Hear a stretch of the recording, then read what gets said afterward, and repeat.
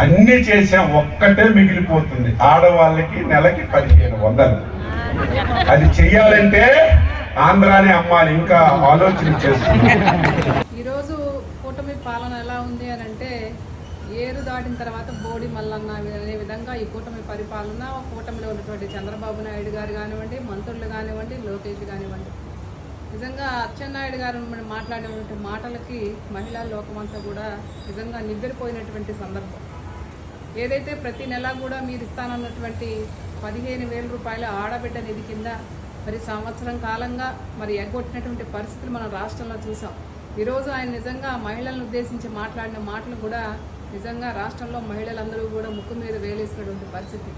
మీకు ఆడబిడ్డ నిధి ఇవ్వాలంటే రాష్ట్రాన్నే అమ్మాలి అనేటువంటి ఆయన మాటల్ని మహిళలుగా మేము తీవ్రంగా ఖండిస్తా ఉన్నాం. ఎందుకంటే కూటమి ప్రభుత్వం వచ్చిన తర్వాత ఈ 13 నెలల కాలంలో ఎక్కడా కూడా ఇస్తానన్నటువంటి సూపర్ 6 కానివ్వండి, సూపర్ 7 కానివ్వండి, ఏ కార్యక్రమాలు చేయకుండా ప్రజల్ని ఇంకా మోసం చేస్తూ, సాక్షాత్తు ఒక మంత్రి గారే మహిళలకి ఈ పథకం ఇవ్వాలి అని అంటే రాష్ట్రాన్ని అమ్మాలనేటువంటి మాటల్ని మరి గతంలో మీరు జగన్మోహన్ రెడ్డి గారి కన్నా మేము ఎక్కువ ఇస్తాము, జగన్మోహన్ రెడ్డి గారు ఇచ్చేటువంటి పథకం ఎక్కడా కూడా ఎప్పుడు కూడా ఆగదని చెప్పారు కదా, ఇంటింటికి తిరిగి కరపత్రాలు కూడా పంచారు కదా, మేము ప్రతి పథకం ఇంప్లిమెంటేషన్ చేస్తామని. ఈ రోజున కూటమి ప్రభుత్వం వచ్చిన తర్వాత ఏడాదికి సుమారుగా 32,400 కోట్ల రూపాయలు ఈ పాటికి, అంటే మీరు ఇస్తానన్నటువంటి ఏదైతే ఆడబిడ్డ నిధి కింద డబ్బులున్నాయో ఆ డబ్బులు మహిళల అకౌంట్లో జమ పడాలా. ఈ 13 నెలల కాలంలో వాళ్ళు లాస్ అయ్యారనేటువంటిది వినబడతా ఉంది. అలాగే మా జగన్మోహన్ రెడ్డి గారి హయాంలో ఇస్తానన్నటువంటి పథకాలు నేరుగా కానివ్వండి, డీబీటీ ద్వారా కానివ్వండి, ఎక్కడా కూడా ఆగకుండా, ఆ రోజేమో జగన్మోహన్ రెడ్డి గారు ఇస్తుంటేనేమో శ్రీలంకగా మారిపోతుంది జగన్మోహన్ రెడ్డి గారి పాలనని మీరే ఎద్దేవా చేశారు.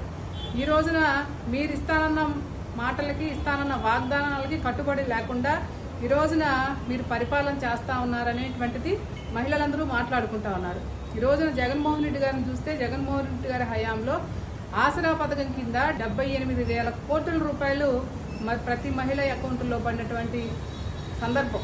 అలాగే చేయూత ద్వారా 26,098 కోట్ల రూపాయలు ఆ రోజున అకౌంట్లో పడ్డాయి.